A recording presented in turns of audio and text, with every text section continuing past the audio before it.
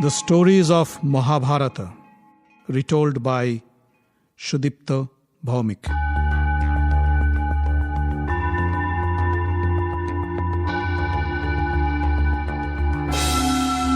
Welcome, dear friends, to another episode of the stories of Mahabharata. In the last episode, we heard Krishna try to entice Karna to join the Pandavas by revealing his true identity. However, Karna declined Krishna's offer to become the ruler of the world.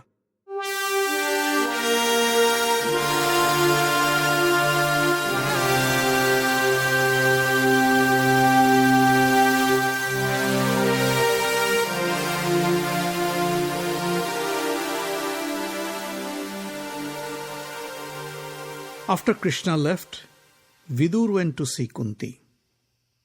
Vidur stood before Kunti and nodded his head in frustration. You know, I tried my best to stop the war. Not once or twice. I tried several times, but Duryodhan didn't listen. Our old King Dhritarashtra's misguided affection for his son is not helping either. Today, Krishna also failed to bring them to senses. Now, a devastating war is inevitable.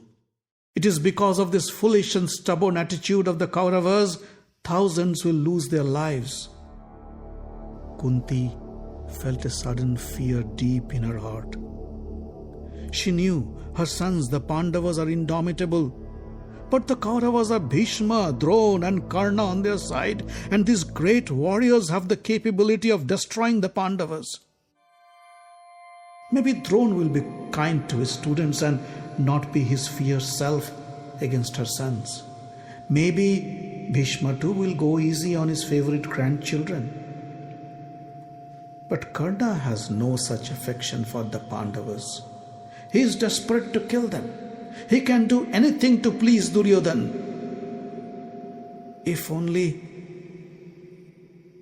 Kunti thought for a while and decided she'd meet Karna. She felt the time has come to reveal the truth.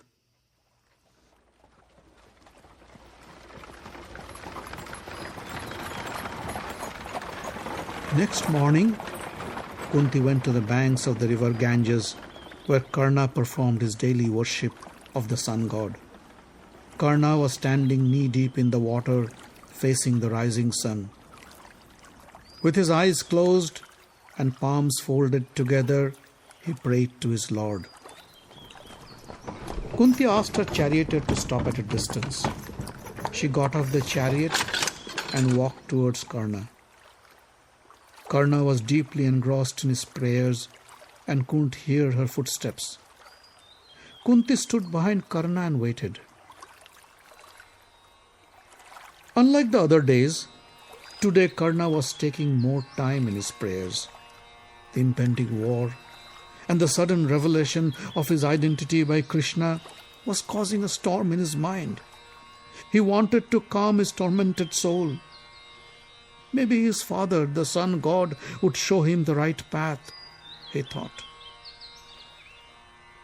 At around noon, when the sun was high up in the sky, Karna concluded his prayers and opened his eyes. As he turned around, he saw Kunti standing right behind him. Karna felt a lump in his throat. A sudden surge of emotion was overpowering him. With great effort, Karna controlled himself. He walked up to the bank and bowed to Kunti. "O great queen, I am Karna, the son of Adhirath and Radha. Please tell me, what can I do for you?" Karna stood with his palms folded. Kunti's eyes were moist. With a trembling voice, she said, "No, Karna, you are wrong. Adhirath is not your father. You weren't born of Radha either." Kunti paused for a moment to gather strength. "Today, I come here to tell you the truth about your birth. Karna, you are my son. It was I who gave you birth when I was only a mere child, a foolish unmarried girl. The sun god is your father. You were born in my father Kunti Bhoja's palace, a beautiful baby with a natural armor on your chest and divine rings in your ears. Karna didn't look surprised.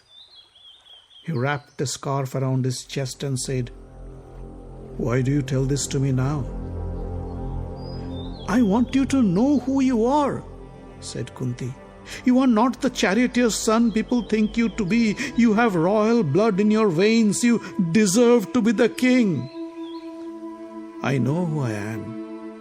Karna was impatient. He couldn't bear to stand in front of Kunti any longer. He felt like running away from this lady who claimed to be his mother.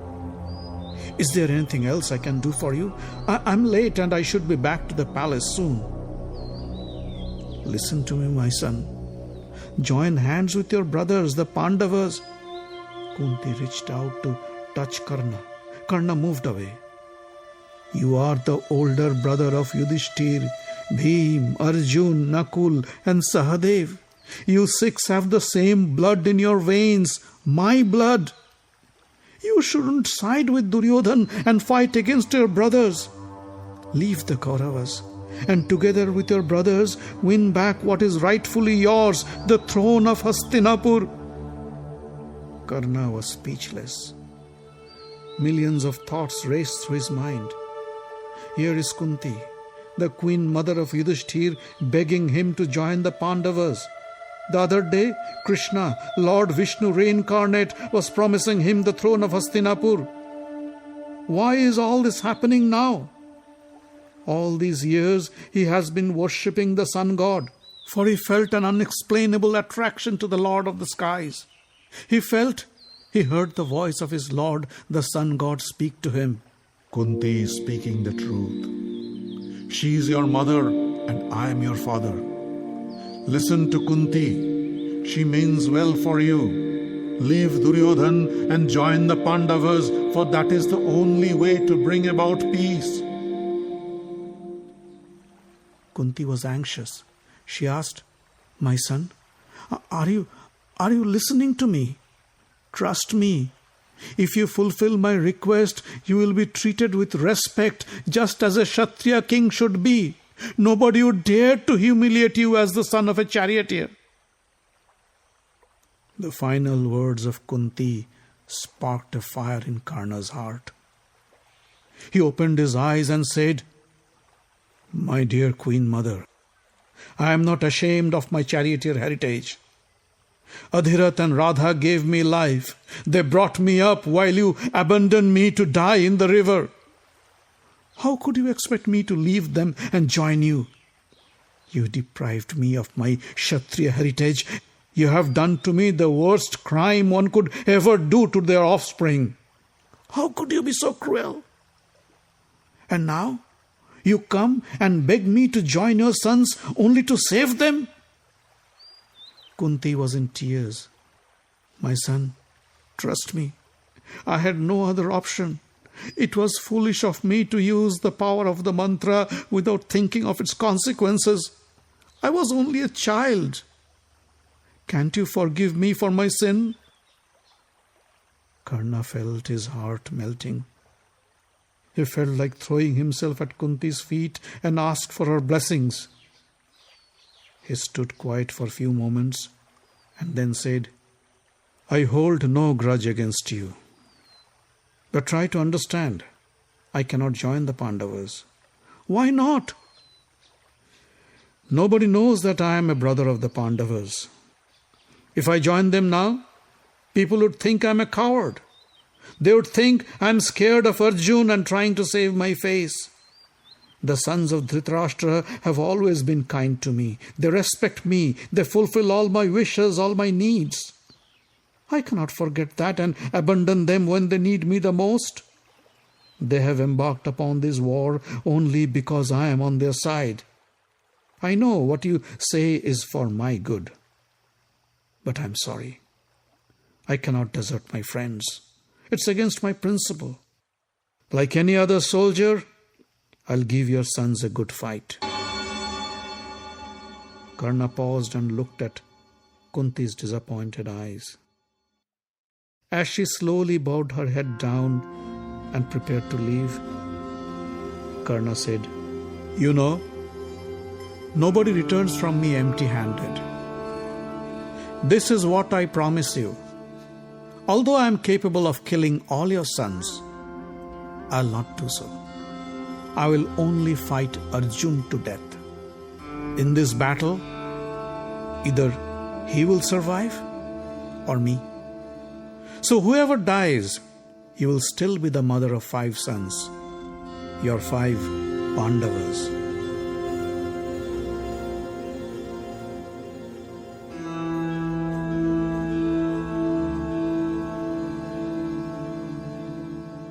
Kunti was astounded to hear this. With trembling arms, she embraced Karna and said, "So be it. Let our fate decide what lies in our future." Karna stood stiff as he tried hard to control his emotions. Kunti released Karna from her embrace, and as she was about to leave, she turned around and said, "My son, please remember your promise. You'd leave my sons unhurt, except Arjun." Saying so, Kunti turned around and walked away. Karna kept watching her as long as she was visible. Then he mounted his chariot and sped towards the Hastinapur palace.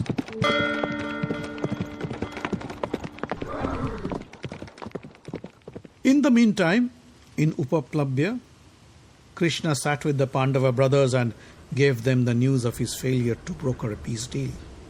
"I tried all methods of diplomacy, but failed to bring Duryodhan and his father to their senses," said Krishna. "I am afraid we have no other option but to fight this war." Yudhishthir sighed. "Well, so be it. Let us then prepare for war. First, we must appoint a commander-in-chief for our army. Who do you think is the best person to lead us in this battle?" Sahadev suggested King Virat. "Virat is a great friend and experienced in warfare."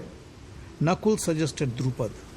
"Our father-in-law has been our guardian since we left the palace. He is trained by the great Rishi Bharadwaj and can counter Bhishma and Drona with equal might." Arjun said, "I think the gallant warrior Drishtadumna is best suited for this job.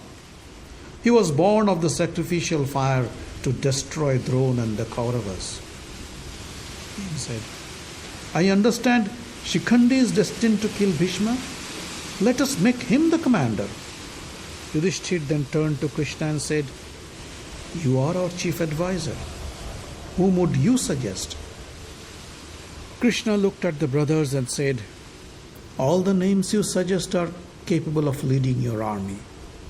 But if you want my advice, I'd go with Arjuna's choice, Drishtadumna. I think he is the best choice." "Your advice is my command," said Yudhishthir. "Tomorrow, after finishing our prayers, we'd march to the Kurukshetra and set up our camp."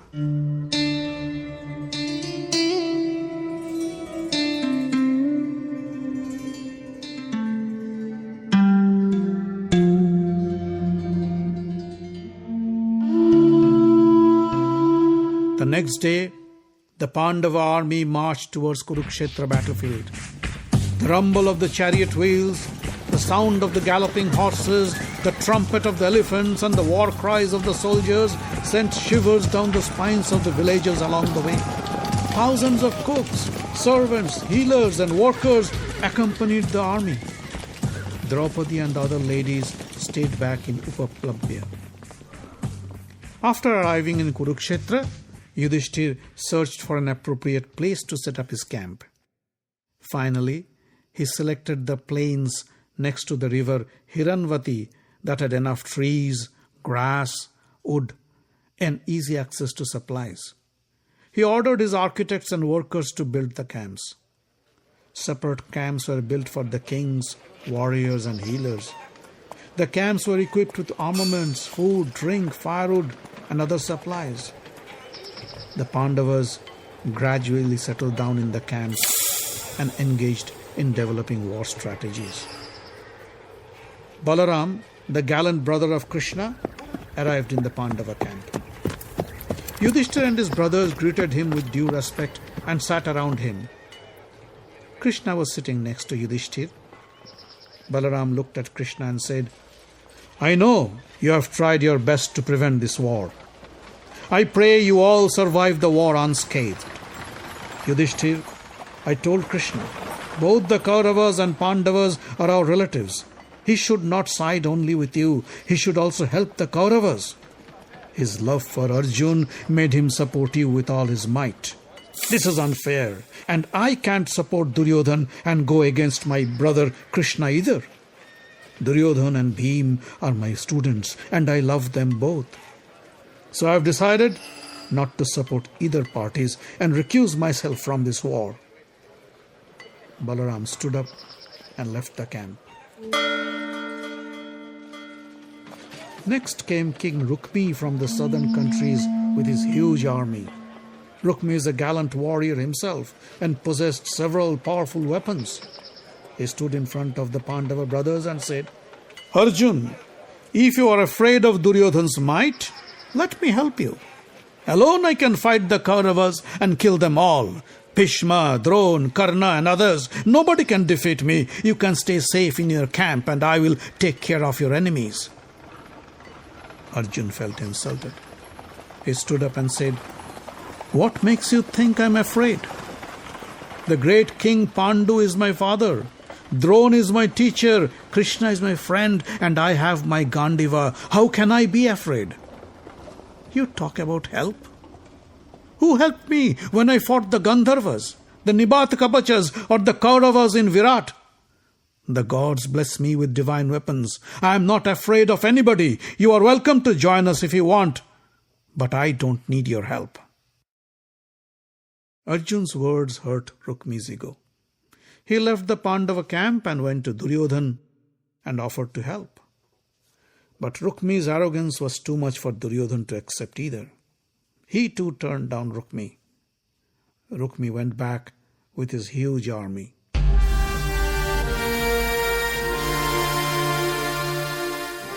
The Stories of Mahabharata is written, directed and told by Shudipta Bhaumik. Audio engineering, original music and sound design by Avi Ziv. Find us online at facebook.com/Mahabharata podcast. Join the group for updates and news. Subscribe to the podcast using iTunes or any other podcast catcher. On Twitter, we are at Mahabharat Audio. The podcast is distributed under the Creative Commons non-commercial license.